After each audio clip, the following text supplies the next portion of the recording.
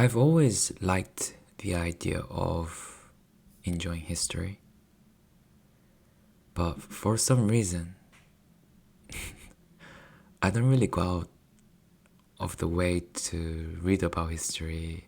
I think it's just that to me it feels irrelevant, or it's not immediate is more correct descriptive word, I think. But I always respect people that knows a lot about history, and I find that really cool. And I do see that there is a lot to learn from history, and it is interesting. But it's just one of those things that I feel like I should love it, but I don't.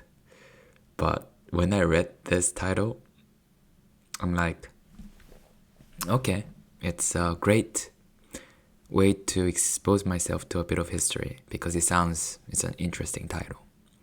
College students time travel AI experiment accidentally outputs real 1834 history. What does it mean? I'm not sure. All I see is AI, experiment, and history. So I want to have a read at it. Hobbyist training AI on Victorian text gets an unexpected history lesson from his own creation.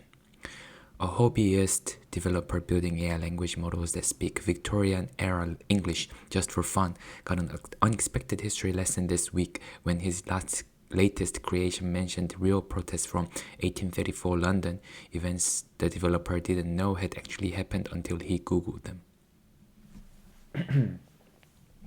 I think with AI, it's just because it outputs, you can't obviously guess what it's going to output. So I feel like it can really throw out interesting things that you didn't expect, that you didn't link in your mind before. So I was interested to see if a protest had actually occurred in 1834 London, and it really did happen, wrote Reddit user Heck Gregorian, who is a computer science student at Muhlenberg College in Pennsylvania. For the past month, Gregorian has been developing what he calls Time Capsule LLM, a small AI language model like a pint-sized distant cousin to ChatGPT, which has been trained entirely on text from 1800 to 1875 London. I love just creative people like this. Just picking a very specific spot, very specific time period, and just training the LLM on that. Gregorian wants to capture an authentic Victorian voice in the AI's model's output. As a result, the AI model ends up spitting out text that's heavy with biblical references and period-appropriate rhetorical excess.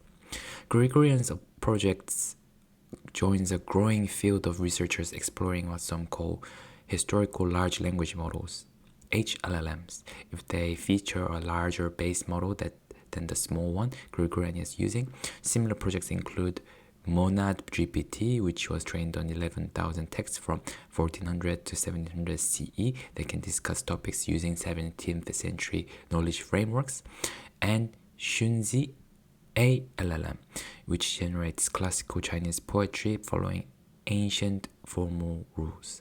These models offer researchers a chance to interact with the linguistic patterns of past eras.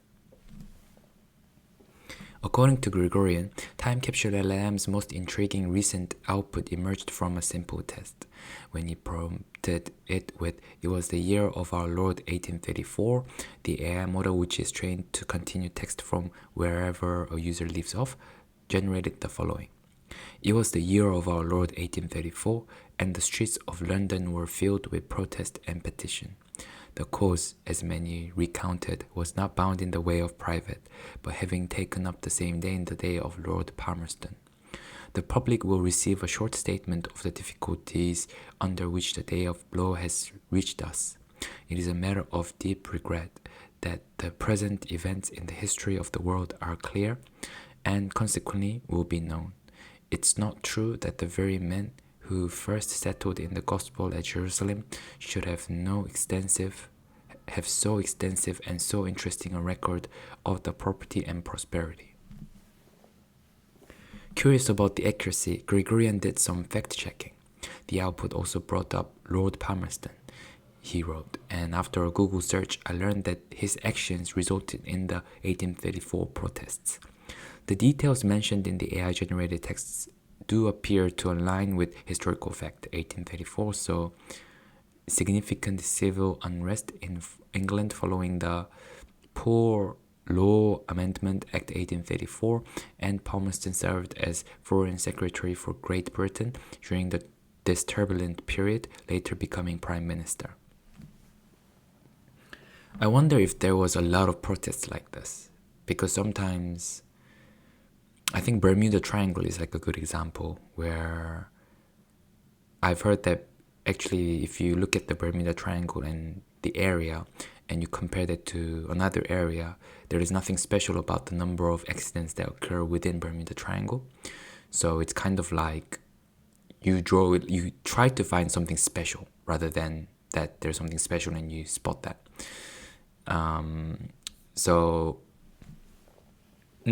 Another explanation to that is maybe there's just a lot of protests during those time periods, and that the LLM just happened to spit out this image that was created.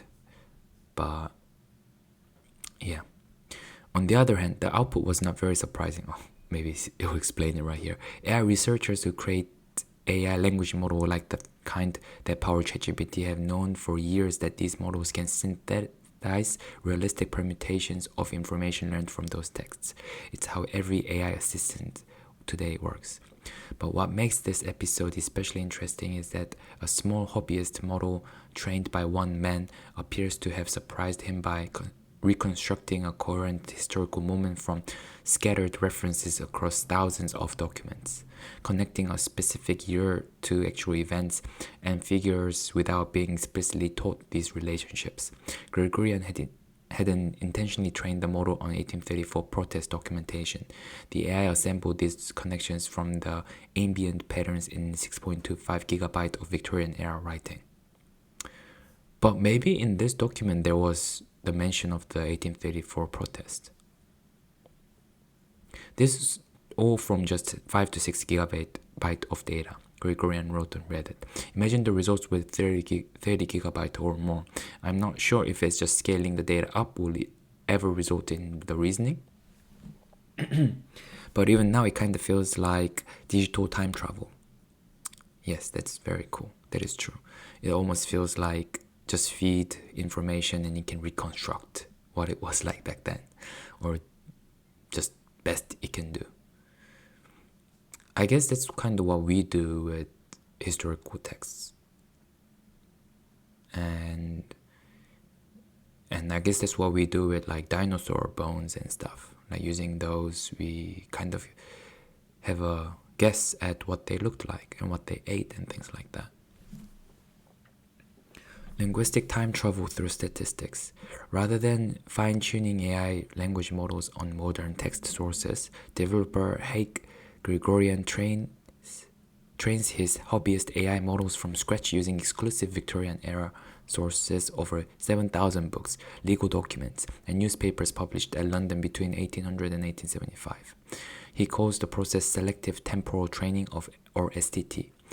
A custom tokenizer that chops words into simplified representations for easier processing excludes modern vocabulary entirely. If I fine-tune something like ChatGPT, like GPT-2, it's already pre-trained and that information won't go away. Gregorian explained on GitHub about modern data contamination. If I train from scratch, the language model won't pretend to be old, it will just be. Using architectures from the small language models NanoGPT and Microsoft's 1.5, Gregorian has trained 3 AI models so far, each showing improved historical coherence. Version 0 trained on just 187 megabyte, produced Victorian flavored gibberish. Version 0.5 achieved grammatically correct period prose but hallucinated facts. The current 700 million parameter version, trained on a rented A100 GPU, has begun generating historical references like the one seen above.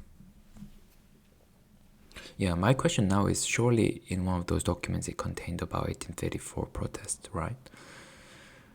An 1857 photographic portrait of Henry John Temple, also known as Lord Palmerston. Gregorian is finding a reduction in confabulations over time as the emergent effect of scaling the size of high-quality training data, a well-known effect among AI researchers, especially when the models are very small.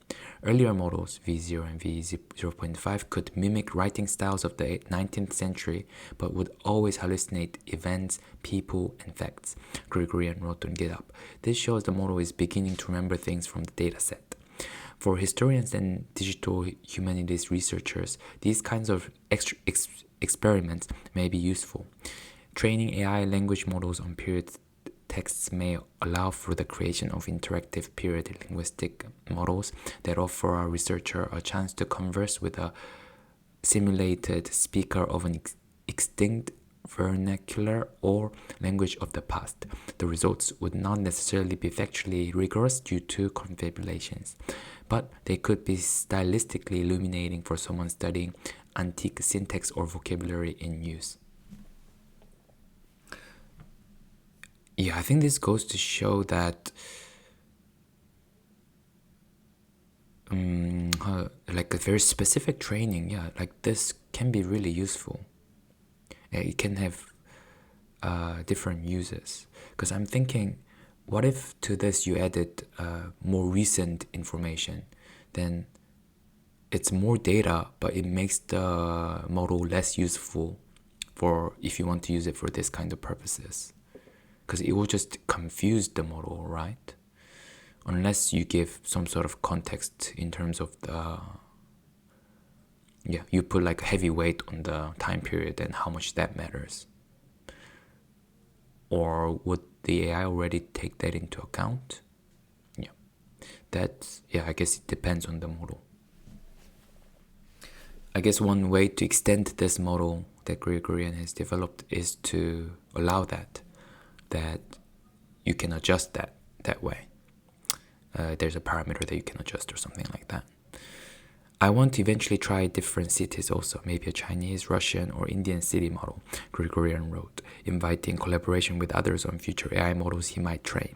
He makes the code, AI model wastes, and the documentation of his work publicly available on GitHub. Gregorian's, yeah, I think it's always super cool to see people with passion projects and having genuine interest, and yeah, I think that's really cool.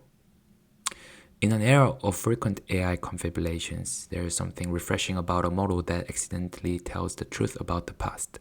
It's almost the opposite of hallucination. An AI model accidentally getting something correct. Call it a factcident.